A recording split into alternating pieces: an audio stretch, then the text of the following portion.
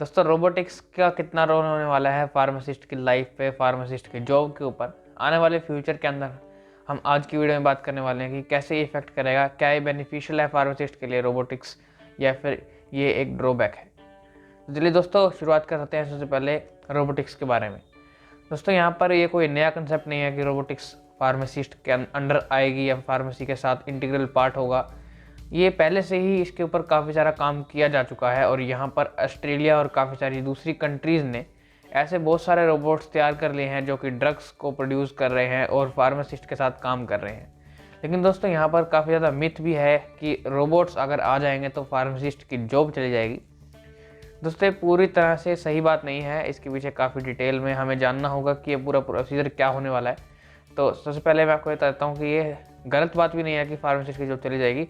कुछ हद तक ये पॉसिबल भी हो सकता है, लेकिन हमें यहाँ पर पूरी नॉलेज होना बहुत ज़रूरी है और इस वीडियो को आप एंड तक जरूर देखना ताकि आपको इससे हमें पूरी नॉलेज मिल सके, आपको कोई भी पॉइंट वीक ना रहे इस चीज़ को लेकर कि रोबोटिक्स का क्या रोल होने वाला है फार्मासिस्ट की लाइफ में। दोस्तों सबसे पहले बात करते हैं यहाँ पर एडवांटेजेस की। यहाँ पर सीधा एडवांटेजेस आती हैं, बहुत सारी एडवांटेजेस हैं। अगर रोबोटिक्स हमारे फील्ड के अंदर काम करती है, हमारे साथ रोबोट्स काम करेंगे तो फार्मासिस्ट को इससे हेल्प क्या मिलेगी। दोस्तों सबसे बड़ी हेल्प ये होने वाली है कि जो हमारा वर्कलोड है वो काफ़ी ज़्यादा कम हो जाएगा, फार्मासिस्ट के लिए ईजी हो जाएगा सब कुछ करना। दोस्तों सबसे पहले बात करते हैं यहाँ पर बेनिफिट्स क्या होने वाले हैं। तो बेनिफिट्स के अंदर पहली चीज़ आती है कि यहाँ पर कॉस्ट रिडक्शन, कॉस्ट बहुत ज़्यादा रिड्यूस हो जाएगी। और दूसरी चीज़ आती है कि यहाँ पर जो मेडिकेशन एरर है वो मेडिकेशन एरर बहुत ज़्यादा कम हो जाएगा और जो पेशेंट की सेफ्टी है वो बहुत ज़्यादा इंक्रीज़ हो जाएगी। यहाँ पर पेशेंट की सेफ्टी के लिए हमें कोई कंसर्न नहीं होगा। यहाँ पर जो रोबोट्स हैं वो कोई चीज़ आप गलत कर ही नहीं सकते, अगर हम उनको जिस हिसाब से हम उनको बताएंगे तो रोबोट उस हिसाब से काम करेंगे। तो यहाँ पर ये भी बहुत ज़्यादा रोल होता है कि रोबोट्स हमारी जो एरर है उसको कम कर देंगे, जो प्रिसीजन और एक्यूरेसी है उसको काफ़ी ज़्यादा इंक्रीज़ कर देंगे, जिससे हमारी फार्मासिस्ट के रोल में हमें हेल्प मिलेगी रोबोट से। लेकिन यहाँ पर इसके एडवांटेजेस के अलावा डिसएडवांटेजेस भी हैं। हमें दोनों ही तरफ को कॉपी करना होगा, हमें दोनों ही तरफ देखना होगा कि दोनों ही फील्ड एडवांटेजेस और डिसएडवांटेजेस दोनों ही इंपॉर्टेंट हो जाती हैं। कहीं पर सिर्फ एडवांटेजेस बताते हैं, कहीं पर सिर्फ डिसएडवांटेजेस बता रहे हैं, लेकिन यहाँ पर दोनों जानने हमारे लिए बहुत ज़्यादा ज़रूरी है। तो दोस्तों डिसएडवांटेजेस के अंदर यहाँ पर सबसे बड़ी डिसएडवांटेज आती है कि प्रिस्क्रिप्शन अगर गलत लिखी गई है किसी डॉक्टर से तो रोबोट उसे ठीक नहीं कर पाएगा, क्योंकि रोबोट का काम है अगर आपके पास प्रिस्क्रिप्शन आई, हमने प्रिस्क्रिप्शन पढ़ी, प्रिस्क्रिप्शन पढ़ के हमने उसको मेडिकेशन दे दी, तो यहाँ पर डिस्पेंस करने का काम है, इसमें काफ़ी ज़्यादा एरर आएगा। अगर प्रिस्क्रिप्शन गलत है तो रोबोट का पूरा एरर आ जाएगा और यहाँ पर जो पेशेंट की हेल्थ है उसके ऊपर काफ़ी ज़्यादा इफेक्ट पड़ सकता है।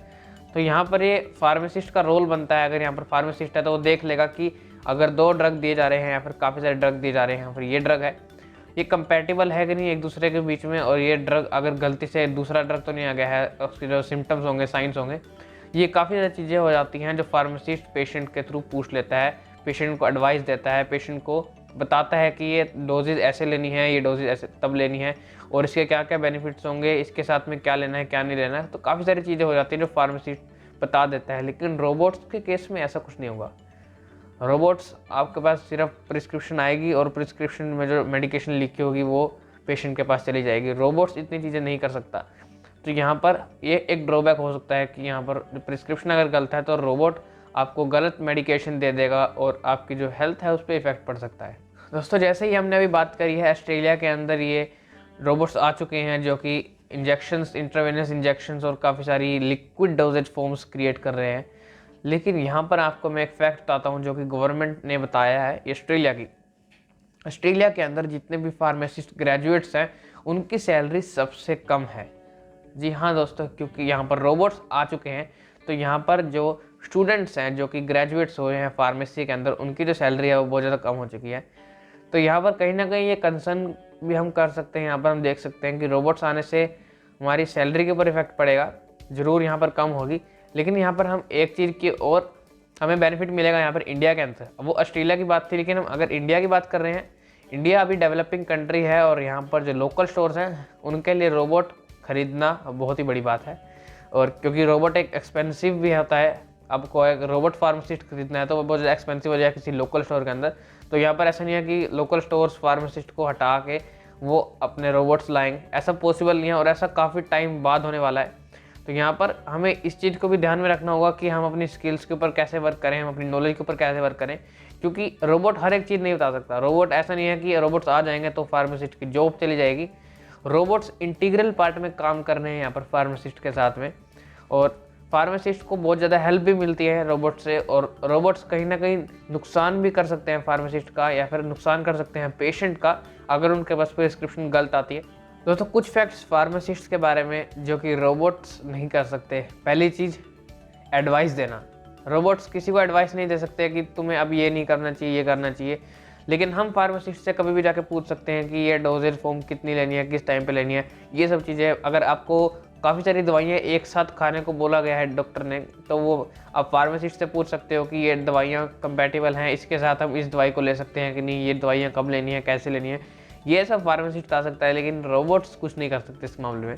तो यहाँ पर रोबोट्स के काफ़ी सारे ड्रॉबैक्स आते हैं फार्मासिस्ट के साथ। अगर रिप्लेस करते हैं हम रोबोट्स को तो ये पॉसिबल नहीं होगा, क्योंकि फार्मासिस्ट का अपना ही बहुत बड़ा रोल है हेल्थ केयर सेक्टर के अंदर। फार्मासिस्ट का होना, फार्मासिस्ट की नॉलेज है, क्लिनिकल नॉलेज, उसको रोबोट्स बीट नहीं कर सकते। यहाँ पर हमें काफ़ी सारी चीज़ें देखनी होती हैं कि यहाँ पर हम एडवाइस दे पाएँ, इनकम्पैटिबिलिटी देख पाएँ, और ड्रग्स के बीच में, प्रिस्क्रिप्शन के बीच में हम प्रिस्क्रिप्शन को चेंज कर पाएँ, ड्रग्स को हम बता पाएँ कि ये ड्रग इनकम्पैटिबल हैं। क्योंकि यहाँ पर जो प्रिस्क्राइबर होता है, डॉक्टर होते हैं, वो इंटेंशनली नॉन इंटेंशनली कई बार काफ़ी सारी प्रिस्क्रिप्शन में ऐसे ड्रग्स लिख देते हैं जो कि इनकम्पैटिबल होते हैं एक दूसरे के साथ। तो यहाँ पर फार्मासिस्ट का ये रोल होता है कि वो हमें बता सकता है कि ये ड्रग की जगह आपको ये ड्रग लेना चाहिए, या फिर वो प्रिस्क्रिप्शन को रिन्यू करवा सकते हैं। तो ऐसी कई सारी चीज़ें होती हैं जो हम फार्मासिस्ट से होप कर सकते हैं कि वो हमारे साथ ठीक करेंगे, लेकिन रोबोट से हम होप नहीं कर सकते। वो हमारी प्रिस्क्रिप्शन में देखेगा कि ये गलत आ गई है और ये सही आ गई है।